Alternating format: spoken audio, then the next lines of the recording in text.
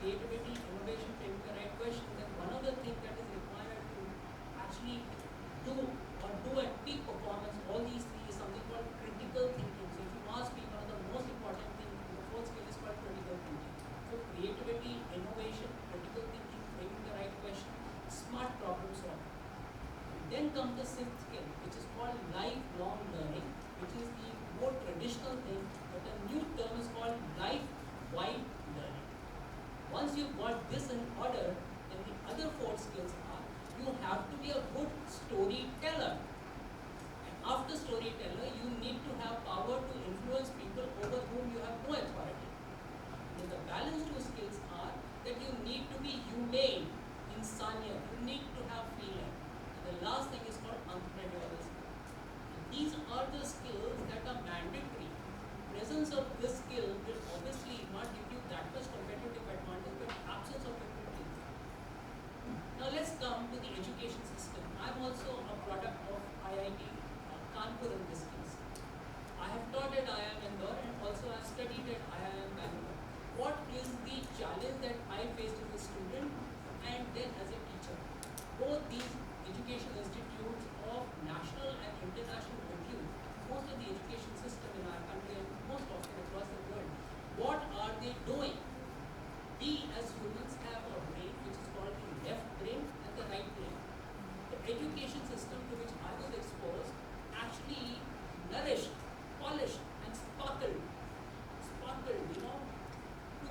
I cannot tell you how much it sparkled my left brain, which is my rational thinking, logical thinking, ability to solve problems. But as you mentioned, Professor Tom was mentioning that when the interviewers came, what did they say? That some of the students here, they may be very good in technical skills, but they are vegetable when it comes to soft skills.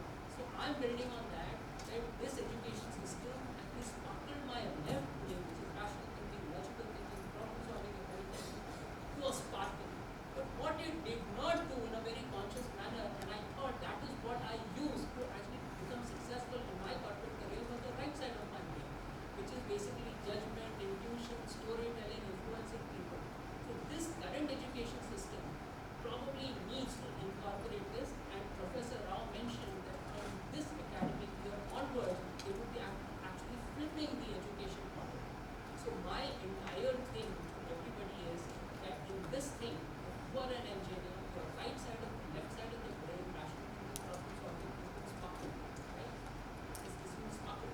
But what you've got to very consciously focus is in your left brain, and I'll just again very quickly repeat so that you get a perspective of our skills you require. One is creativity, innovation, critical thinking, framing the right questions, smart problem solving, life-wide learning.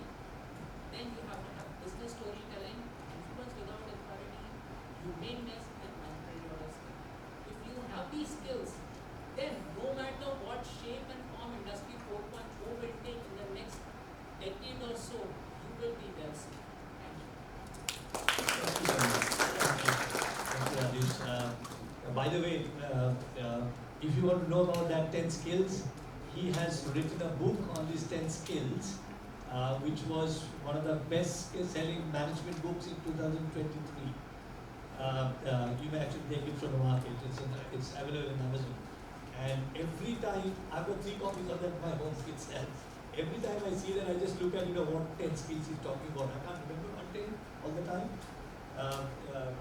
So, what I do is, I just look at those 10 and really so critical. And I look at the Gen Zs, because I've got 2 in my house, and I keep talking to them, and I say, how much is required for them? And I can see what you're saying, what Mr. Tom said, I can relate to that. Thank you very much, Rajesh. Going to Lalit.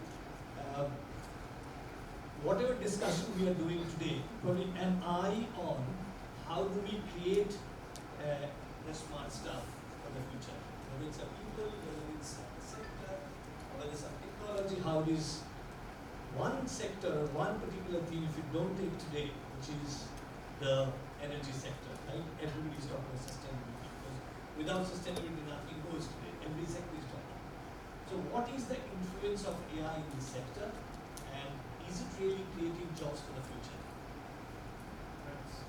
Thanks a lot. First of all, let me get back to the builder as well. So there are a lot of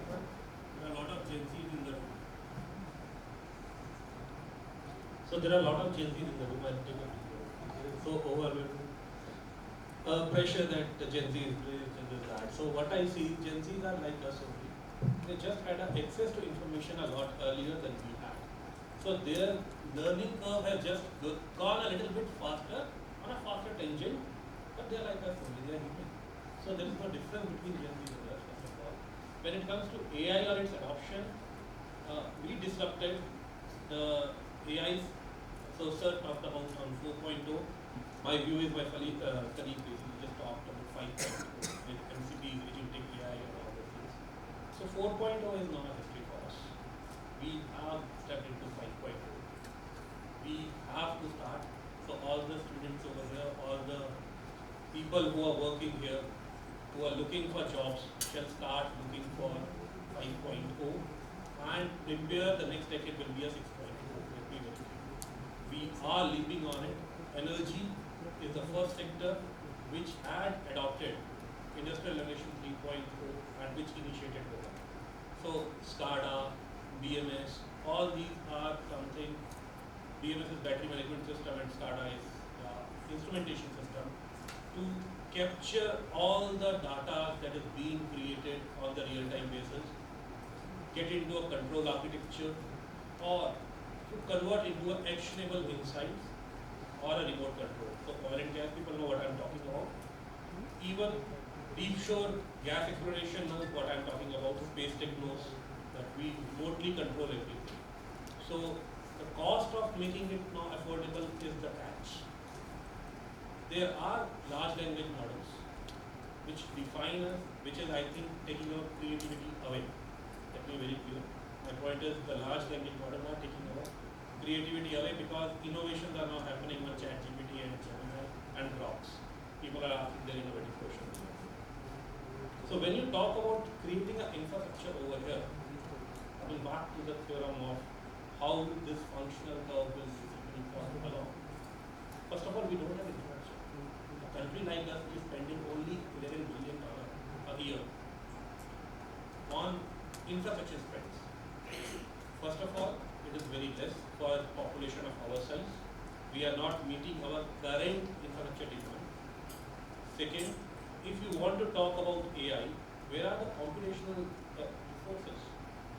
You want to jump on LLMs, you want to jump on small language models or large language models, but where are our computational resources? Where is the energy for that? You start talking of green AI. But to make it green, we are still generating more than 250 gigawatt of thermal energy and we are consuming it also. The green energy might have gone to 100 to 150 gigawatt in India, but on a grid level, its usage is less than 7%. So 450 is a